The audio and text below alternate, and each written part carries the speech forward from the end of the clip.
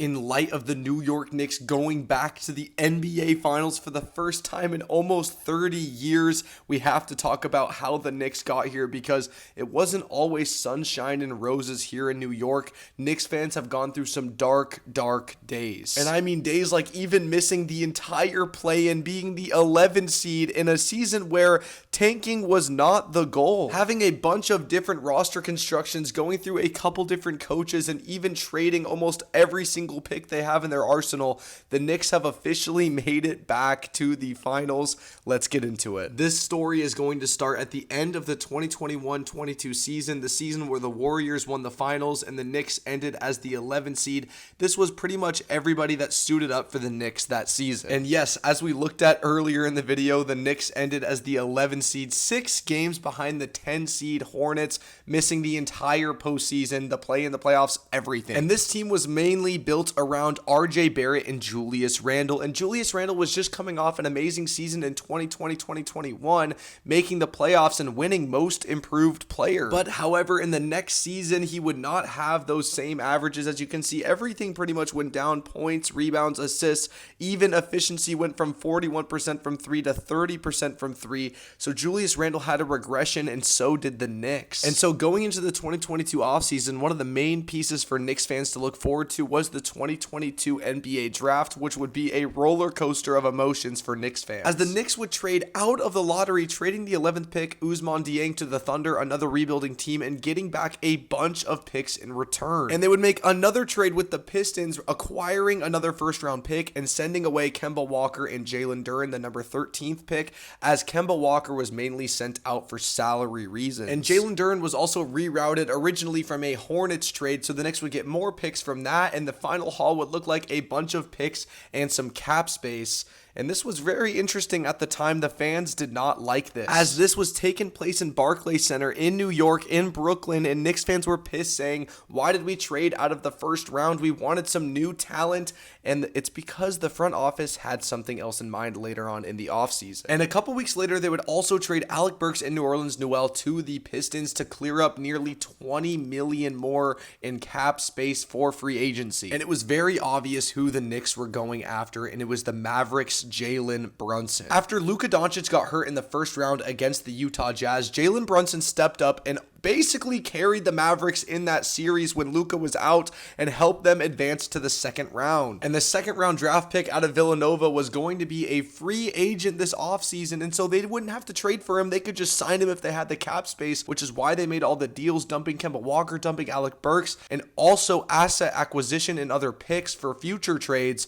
But the main thing was signing Jalen Brunson right now. And boom, the Knicks would sign Jalen Brunson to a 4-year, $104 million contract in free agency. They got the guy that they've been looking for. And also on the same day of signing Jalen Brunson, they would sign Mitchell Robinson to a multi-year and Isaiah Hartenstein to the multi-year, getting that center room packed up.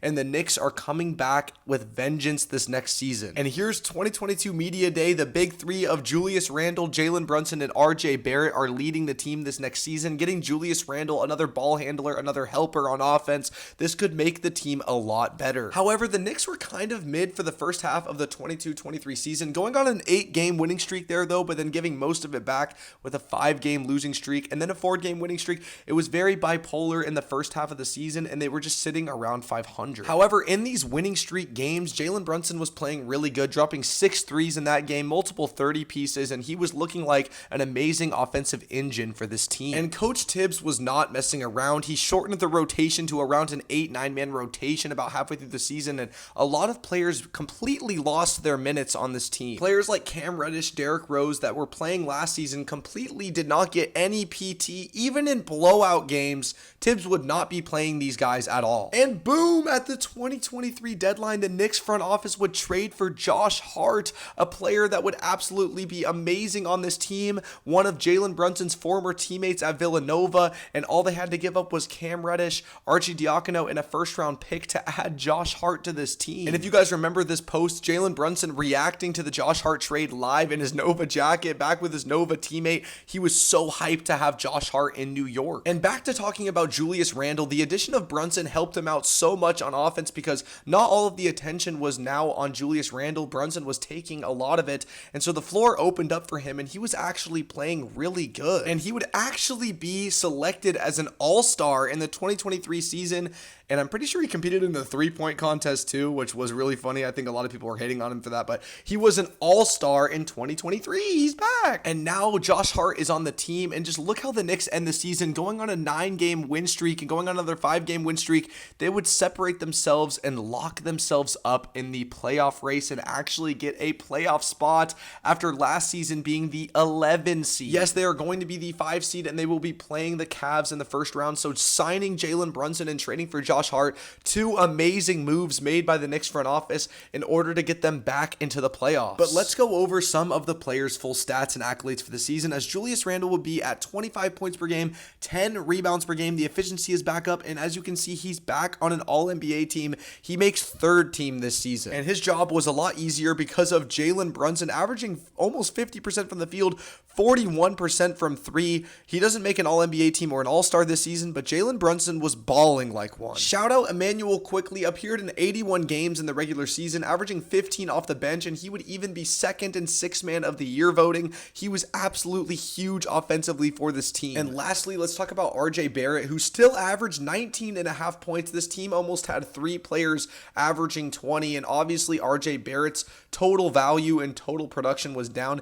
just a little bit from last season, adding Jalen Brunson, but he was still a pivotal piece of this team. And in the first round against the Cavs, the Knicks would basically take care of them super easily, beating the Cavs in 5 games, only losing 1 game, and the Knicks were back in the second round of the playoffs. And this is where we would get this generational quote from Jared Allen saying the lights were brighter than expected, as this was the Cavs' first playoff appearance in a while, and also they had just added Donovan Mitchell, and yeah, Jared Allen just said lights were brighter than expected. Okay, I know this is a lot to look at, but this is the box score for all 4 of the Knicks wins in this series, and as you can see, role players stepping up left and right. Josh Hart, Mitchell Robinson, even RJ Barrett having a game for himself. Jalen Brunson played solid in all of these games, but one thing you will notice is Julius Randle's production was down tremendously in the wins in this playoff series. And media and fans were very nervous about the second round in the Knicks because they were playing the Heat, who were the 8 seed, but they just took down the 1 seed Bucks, and they were going to need Julius Randle to step up against Jimmy Butler in this series. And against the Heat, the Knicks would fall in 6 games, and the Heat would end up making the NBA Finals. But as you can see, a lot of these games really close, except for about only 1 game. But the Heat just were a grittier team, and they ended up making it out of the second round. And now let's look at Julius Randle, who, as I said, everyone was a little nervous for, and he misses game 1 with a left ankle sprain, and the Heat win. He comes back in game 2 and has a great game, but the rest of the series was honestly pretty bad for him. He was ripped after that 10-point performance in the loss, and in a lot of these games, he had high turnovers. He fouled out in one of the games and was shooting absolutely terrible from the field. But on the bright side for Knicks fans, Jalen Brunson was absolutely going off in this game, dropping multiple 30-point performances, 30-point double-doubles, a 41-point game, and even though the Knicks fell short to the Heat, they felt great about Jalen Brunson moving on with the future. And honestly, the biggest hole that was exposed against the Heat was the shooting. They were daring Josh Hart, Julius Randle, RJ Barrett to shoot from 3, and the team shot like 29% from 3 in this series. And so going into the offseason, that was the main focus, was fix the shooting. However, the first move they would make is trading Obi Toppin to the Pacers for 2 second-round picks.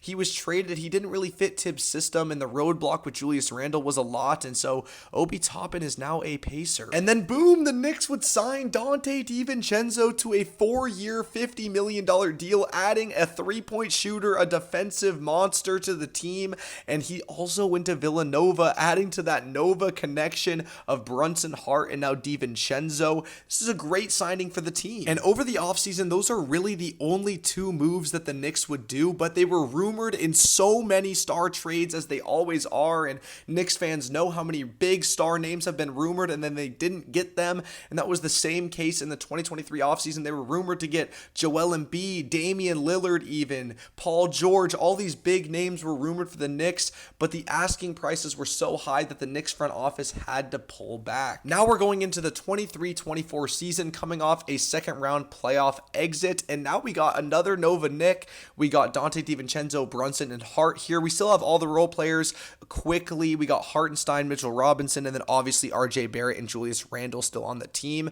And so this team is actually looking up a little bit, and there's a lot of excitement heading into this season. However, the Knicks would start off around 500 through the first 30 games in the season, and it's because their defense was complete buns. I mean, just look at the total points they're giving up to their opponents. 146, 144, 140, 130. I mean, they're lucky to get it under 110. This needs to be fixed. And RJ Barrett was one of the main pieces that the Knicks were thinking that they could trade because of all the value stars that they have in Brunson and in Julius Randle. They have 2 stars, and RJ Barrett was kind of a player that wanted to be a star, and so he could be used as a trade piece. Da-na-na, da-na-na. The Knicks trade for OG Anunoby, one of the best perimeter, even interior defenders in the NBA, is getting traded to the Knicks for RJ Barrett and Emmanuel Quickly, the guy who finished second in Sixth Man of the Year. They're off the bench offensive spark, and RJ Barrett, the Knick, the long-term player, they're getting traded. And the Knicks would actually not even wait until the deadline to do this deal. They would do it in late December. So pulling the trigger early, trying to get this team acclimated for a postseason run, because the longer they have to mesh and get chemistry, the better. And Knicks fans in the front office knew that RJ Barrett had to be traded in order to get an upgrade role player like this, an OG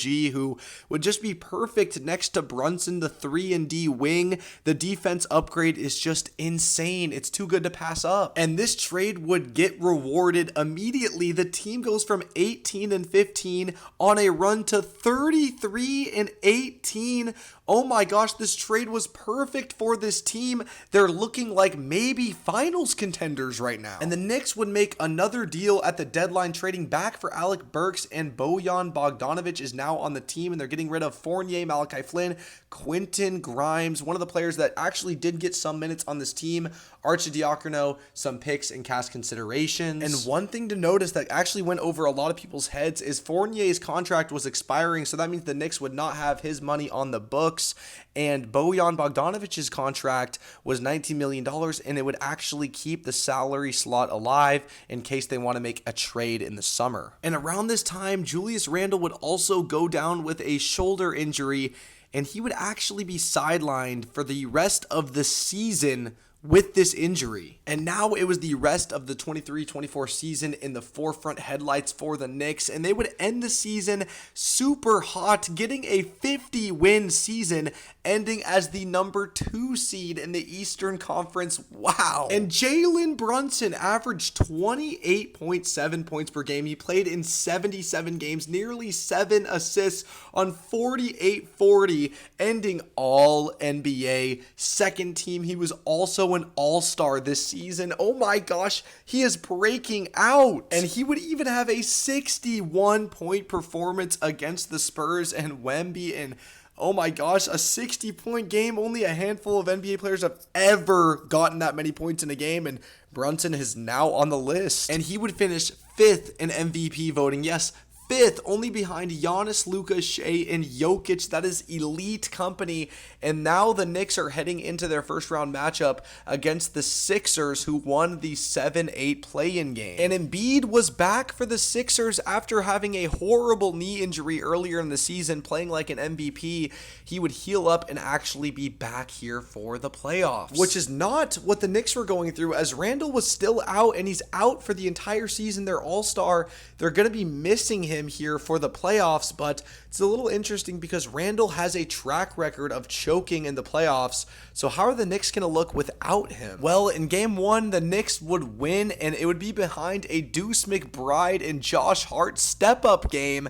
They both dropped 20, and Josh Hart has a double-double. And in game 2, Dante DiVincenzo would hit an insane clutch 3 off a couple offensive rebounds, and the Knicks would go up 2-0 against the Sixers, even though Embiid and Maxey went off in this game. And the rest of the series was Jalen Brunson. Oh my goodness. Look at this 4-game stretch in the playoffs to win the series. One of the best 4-game playoff stretches we have ever seen in NBA history. And I mean history. And the Knicks would win in the first round in 6 games over the Sixers in an electric series. And after going up 2-0, they would drop one in Philly and then go back up 3-1, lose the closeout game in the Garden in overtime, and then in a super clutch game that came down to free throws in the end, they would close it out.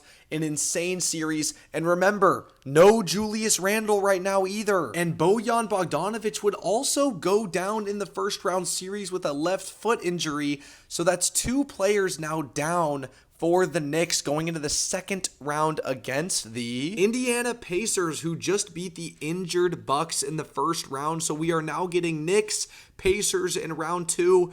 And honestly, the Knicks, kind of a favorable matchup, even with no Julius Randle and Bogdanovic. Could they make the conference finals? And it would look like they are going to as they go up 2-0 in this series.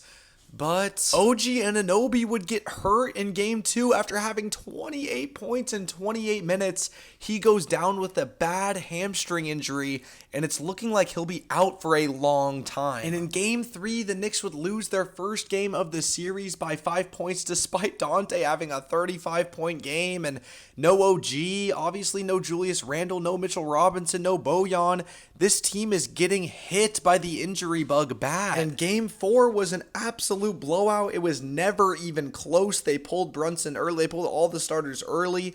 So now we're knotted up at 2-2 going into game 5. And, you know, the Knicks are still injured. And despite all of the injuries, the Knicks would actually blow the Pacers out behind a Brunson 44-piece in Game 5 to take a 3-2 series lead, and Jalen Brunson is looking like an MVP superstar, top 5 player in the league these playoffs. He is putting on insane performances. However, in Game 6, the Pacers would actually come out on top and have a 25-point fourth quarter lead and force a Game 7 in the Garden.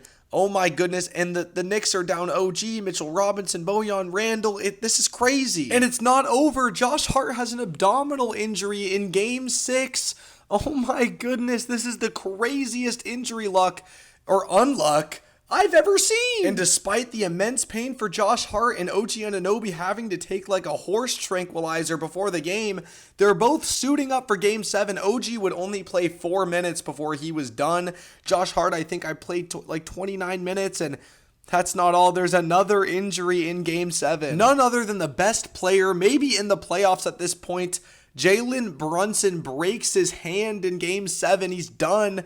All of these injuries lead up to the Knicks ultimately losing by a lot in Game 7, leading to the end of their season, only with a bunch of what ifs. And now the Knicks might have missed the conference finals by 1 game, but their entire team was basically injured throughout that second round series. And also Jalen Brunson and Dante DiVincenzo were playing amazing. Dante DiVincenzo looked like the perfect acquisition for the team.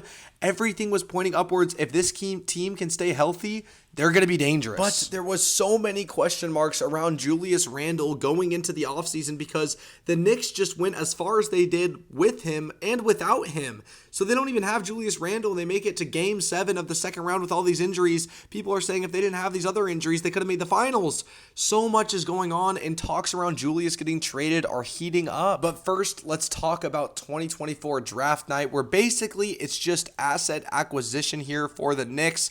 But they do bring in Tyler Kolek and Ariel Hukporti, so a couple players being brought in, but mainly just getting, looks like some second round picks and other assets here. Da-na-na, da-na-na, Mikal Bridges, the Nets player, is being traded to the New York Knicks. Oh my goodness, they are making the Nova 4 of Brunson, Hart, DiVincenzo, and now Bridges. This package has to be insane. Oh my gosh, Mikal! Holy cannoli. 5 unprotected first round picks go to the Nets and Bojan Bogdanovic for Mikal Bridges. And like we said earlier, guys, remember this Bojan trade where they traded Evan Fournier's expiring for Bojan's money allowed them to do this trade so they could acquire the salary to match for Mikal and then obviously attach all of those picks. But oh my God, the Nova 4 is on the team. And I know all of those picks seems like a lot, but player-wise, only giving up Bojan Bogdanovic and some backup bench players. This is an insane acquisition for the Knicks. They basically didn't have to gut their rotation at all to get him. They just had to gut their future. And now money is looking a little interesting here for this Knicks team as OG Anunoby signs a 5-year, $212 million deal. That is a lot. Are they going to be able to pay everybody? Well, oh my goodness. Jalen Brunson, the best player on the team, averaged 29 points per game, All-NBA second team, top 5 in MVP voting, carried them in the playoffs. He's going to take less money in order to keep the team together. This is what you want out of the captain of your team, the King of New York. This is what you want out of your star player. Unfortunately, the Thunder offered Isaiah Hartenstein a 3-year, $87 million contract that the Knicks just could not match after bringing in Mikal, signing OG, and even Brunson taking the pay cut. It just wasn't enough. And, they still have Julius Randle on the books, so Hartenstein is going to get lost, and that sucks, but, you bring in Mikal, so. And the Knicks would also sign Cam Payne to a 1-year cheap contract, so just, filling out that roster with some more vets. But losing Hartenstein was a big deal. He was one of their best centers, him and Mitchell Robinson, and now that he's gone, it's really just Mitchell Robinson, unless you want to play some Julius Randle at the small ball 5, even though, he's super strong, but I don't know, maybe they're in the market for a new center. What? Just when you thought the roster couldn't get any better, the Knicks trade for Karl Anthony Towns, and everyone thought that Cat might be getting traded because of his money on the Timberwolves, but to the Knicks, and oh my God, what is this package? Their starting 5 is about to be a tank. Well, they obviously didn't have any more picks to trade, so they're going to end up trading Julius Randle, their multi-time All-NBA, multi-time All-Star, most improved player, to the Timberwolves, and they will also be trading Dante DiVincenzo. One of the Nova 4 is now back to the Nova 3 with Mikal, Hart, and Brunson. But oh my gosh, this trade is insane as Cat is going to be able to play his natural position at the 5 again for the Knicks. And Dante DiVincenzo is also getting traded. That's a big piece that they're losing, along with obviously Randall, who wasn't even there for the last playoff run. But oh my God, this Knicks team might have the best starting 5 in the league now. I don't know how you compete with this starting 5. OG, Cat, Mikal Bridges, Josh Hart, and Jalen Brunson. Easily the best starting 5 in the East. Probably the best starting 5 in the league. But they had to give up Dante DiVincenzo and Bojan, 2 of their best depth pieces, to get these trades done. So obviously the bench is going to be a little shaky. They still have Deuce McBride and Mitchell Robinson now coming off the bench, but after that, it gets kind of sus. And obviously the Cat trade was made in early October, right before the season starts, and now that the season has started, the Knicks are actually struggling a little bit off rip, but they will catch a stride and go on a 9-game winning streak, separating themselves as true title contenders. And the Knicks have been relatively healthy throughout the season so far, and look at this. Jalen Brunson and Cat, both all-star starters in the East. Oh my gosh. And the kitty cat Slay was slaying on the court. Look at these games. 32 and 20, 44, 46, 44, 40. He was playing like an all-NBA lock. Cat, man, like Cat Daddy. And at the deadline, they would trade for DeLon Wright, kind of looking just like an extra depth piece potentially to use in the playoffs. But one thing that was a little concerning for Knicks fans and just NBA fans in general were how much he was playing the starters. Tibbs was playing the starters 46 minutes, 43 minutes a night. Just an absolute insane load to ask for this team, and people were wondering, are they going to run into those same injury problems in the playoffs? But despite all that, the team remained relatively healthy throughout the entire season, and they would finish as the 3 seed, again snagging a 50-win season. The 24-25 season, another 50-win season for the Knicks. Oh my goodness. Now let's look at the players. We have Cat, who was all-NBA third team and an all-star, played 72 games, 25 points per game almost. And oh my goodness, 52-42.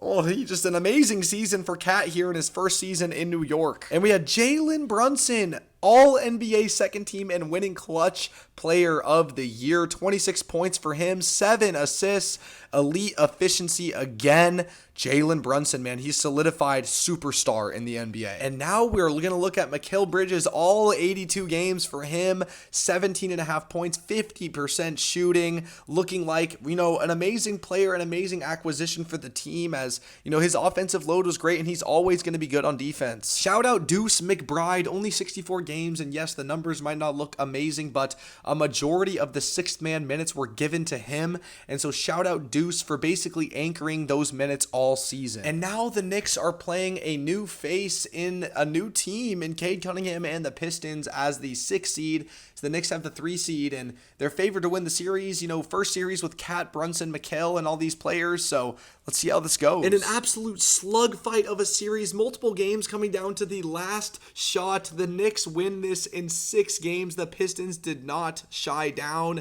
They put up a fight, but the Knicks ultimately are going to the second round again. And the clutch player of the year had his moment in the playoffs to drop 40 points in game 6 to drop off the Knicks. Jalen Brunson hits a game winner. Oh my goodness, man, this guy is electric to watch. And overall, Cat would have an interesting series, having a couple games with low points, but, he's getting on the boards in some of these games and even dropping 31 and 27. So, he's showing out a little bit better than Randall was, but obviously this is a tough matchup against a physical Pistons team, but we have another series to move on to now. And that would be against the reigning champions, the Boston Celtics. Both teams are healthy going into this series. Oh my goodness.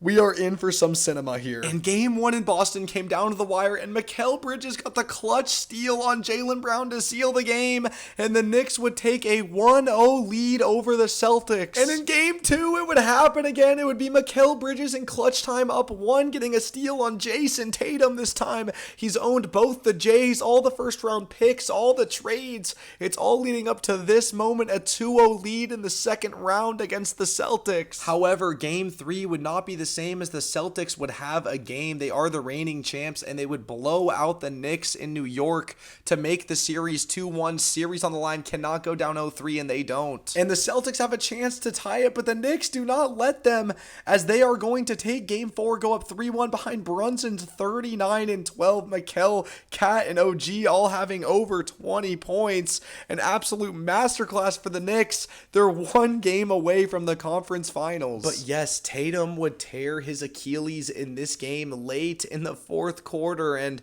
the Celtics basically had lost all hope after this, because without Tatum, they don't have a chance to win the title, and now they're down 3-1. It's GG's. But the series would end in back-to-back blowouts, a blowout without Tatum in Boston for the Celtics, and then a blowout to close out the series in the Garden for the Knicks. But this is now the Knicks' first time in a long time making the conference finals. Oh my goodness. And they will be playing a familiar face in the Indiana Pacers, the team that eliminated them last season with all the injuries. But the Knicks are retooled. They look different, and they're back for revenge. And now game 1, Knicks fans, look away. The Knicks would have a huge lead late in the 4th, but Aaron Nesmith would hit 6 threes in 5 minutes. Halliburton would hit the most insane shot ever, hitting the back of the iron, bouncing up and back in, sending them to overtime. Ultimately, the Pacers win this game, and the Knicks go down 0-1. Absolutely insane. And unfortunately, the rest of this Eastern Conference Finals was not that competitive besides that one Knicks win right there, and the Pacers would really win this series in 6. It felt like 5, and the games weren't that good, but the Knicks made the conference finals, a chance to make the finals, and they didn't do it. And the captain, Jalen Brunson, would have an interesting series, dropping a lot of points in almost every single game but the last game. And, Jalen Brunson is a solidified superstar at this point, so it's clear he is going to be the leader of this team for a long time. But the coach, the leader of the team, is fired. Tom Thibodeau out after 5 seasons. The Knicks have had enough of all these long minutes. They're done. They want to bring in somebody else. And about a month later, they would hire Mike Brown as head coach, the old coach of the Kings. And he's an offensive-minded coach, and this is a good idea to bring him into this team. I think this is going to work. The Knicks now making some offseason moves, signing Gershon Yabusele, the guy that never dunked on LeBron, that was AI. And so they're going to bring in Gershon, another front court member to the team. Another addition, Jordan Clarkson getting signed to the Knicks now. They're adding the depth pieces that were a little sus last season because of all the big trades. They are fixing it through free agency here. And now we are caught up the OG 25-26 season. We're back to present day, and you can see the Knicks go on an 8-game winning streak a little bit throughout the season here, catching fire, proving to themselves they are just like they are the last 2 seasons, a 50-win-plus team. And at the deadline, oh my gosh, the Knicks are going to acquire Jose Alvarado. They originally traded Yabusele, one of their signings, for Dalen Terry, and then they flipped Dalen Terry for Jose Alvarado. Grand Theft Alvarado, welcome to New York. And the Knicks would also sign Sohan, who was waived by the Spurs. He's probably not going to get a lot of minutes, but in case they need a big wing defender for a matchup in the playoffs, they sign him just in case. And obviously now we are caught up to present day, so not much to talk about that you guys wouldn't remember, but Brunson, All-NBA second team and an All-Star this year. Obviously, points are not what they used to be at 29, but the team has gotten so much better.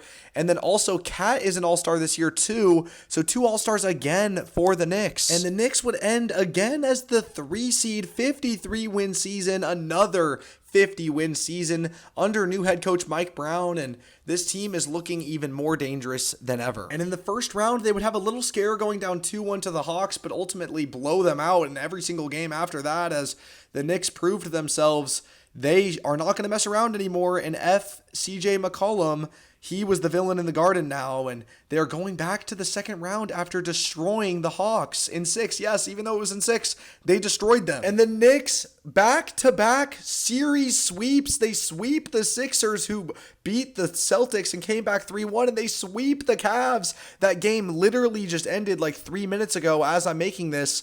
And oh my gosh, the Knicks are in the NBA Finals. Oh my goodness, the New York Knicks advanced to the NBA Finals. This post literally just got posted on Instagram, and they are either facing the Thunder or the Spurs, which is a 2-2 series, might go 7 games. They definitely have a chance now after this entire rebuild. 31 minutes of you watching this. If you made it to the end, you know every single thing that they did in order to make it to these finals, and they are in the NBA Finals. It will be played in the Garden. Please like, please subscribe.